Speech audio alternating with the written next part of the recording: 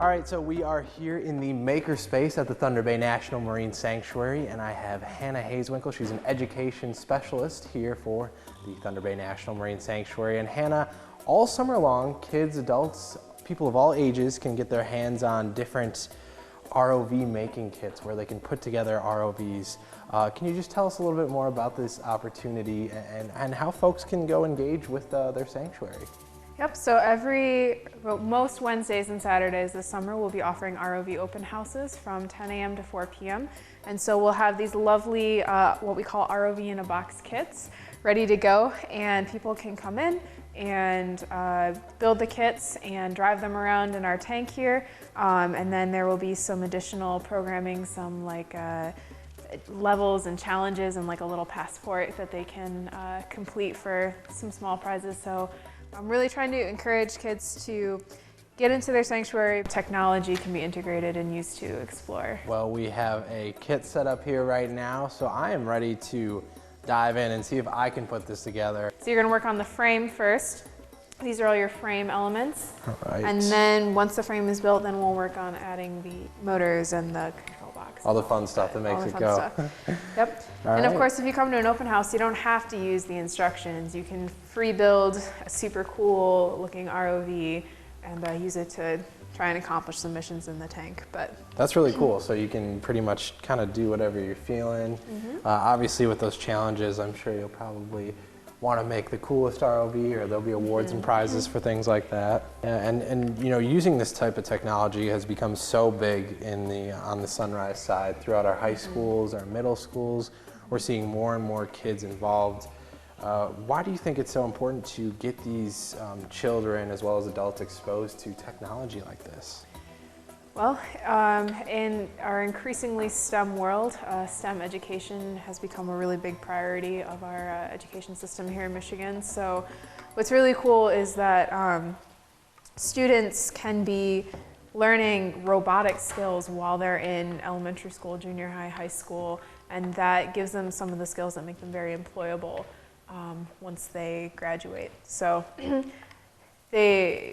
robotics teaches you all sorts of things, whether it's creativity and problem solving, the actual science of it, so electricity and other physical science. You know, you've got like physical forces that act on here, so you have to think about that. But it's also a lot of team building, and again, just a lot of critical thinking, problem solving for everyone who's involved. So cool, first step. Got it. Look at that. Put it together. All right, now we move on to step 2, right? Yep. So if we just keep directions. We just keep flipping through. So now you need to make yourself a little piece that looks like that. This little piece right here. And this also strikes me as a great opportunity for families to get together and, you know, put something together, build something with their kids. So everybody's learning. Yeah, what's great about this is almost all ages can do it. You know, even from anywhere from really young kids to older people can come together and build this and drive it around and get a feel of the robotics world. Okay. All right, now we're on to the next. So then that piece attaches to your middle there. I can't stress how easy this is right now. It is so simple. I was a little nervous, all right? I was scared that it might be a little bit of a challenge, but I think I'm doing pretty good, right? You're doing all right, yeah. So that piece is gonna, you know, like lay flat like that. Okay. Good, and then now you need our little green. It's almost like putting together a Lego puzzle or something. It is. It's like even easier than Legos the way we do it. But then there's that opportunity to create your own and have a little more of an advanced build. So that's going to be your top frame. All right, top frame. Let's put it together. Yes. Everything's color coded. It's very nice. And the really cool thing about being here in Alpena is because we have that marine technology program at ECC. Students that are really interested in this can go on to study marine technology for 2 years at ECC and then do this professionally out in the field. It's pretty amazing. It's definitely a lot of great resources here at the sanctuary as well as in our community that really gets these kids engaged and active in this type of work. Especially it also helps to have the other FIRST robotics program here too. So kids who are really into that, they can kind of do a little bit of both. Yeah, on land robotics or in the water robotics. Yeah. Either one. Okay. On land, by sea, a little bit of everything. So that's your attachment, what we call the payload. So that's like I think it's gonna go up in All front. right. So we're gonna put this on right here. Your little mini football goalpost. And then your build is complete. So your last step, you can drive it just like this, or I mean, once we put the motors on. All right. So your motors go, Let's see.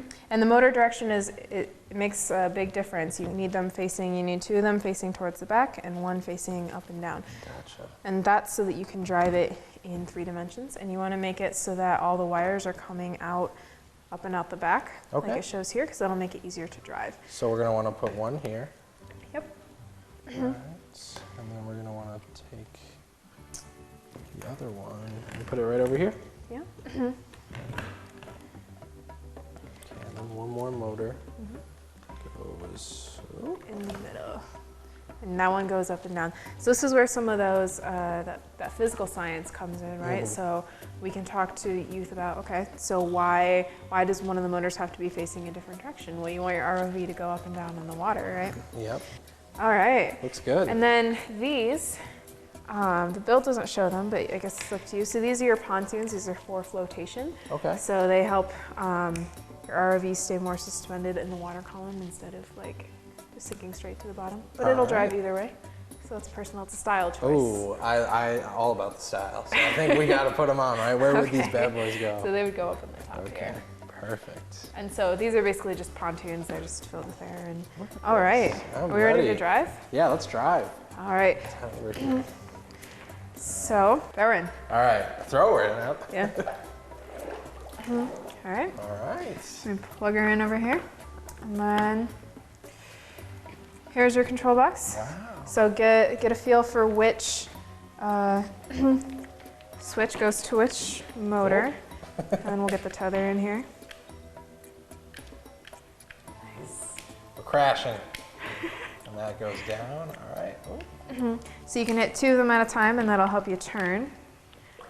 And then forward, backward. There you go. Wow, this is so cool. This is awesome. Yeah, so ROVs can be used for a lot of different things, whether it's research or maintenance, or you put a camera on it, use it for recon, send it down to places you're not sure if you want to send divers, you know.